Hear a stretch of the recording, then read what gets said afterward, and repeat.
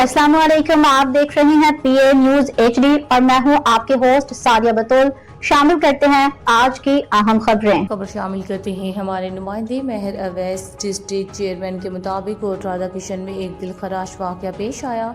मरूफ कारोबारी शख्सियत और साबका चेयरमैन यूनियन कौंसल छीना चौधरी रिजवान अजीज राई दुरान वारदात जख्मी और डाकू नकदी रकम तकरीबन 62 लाख छीन कर फरार। तफसीलात के मुताबिक चौधरी रिजवान अजीज राई पैसे लेकर अपने भुट्टा वाक़या मराली जा रहे थे कि दो कस्म नामालूम डाकुओं ने इन्हें लूटने की गर्ज से रोका। ना रोकने पर मार देने की नीयत से सीधे फायर मार दिए, जो कि चौधरी रिजवान अजीज़ को हाथ और टांग पर 2 फायर लगे और वो खुशकिस्मती से जानी तौर पर महफूज रहे।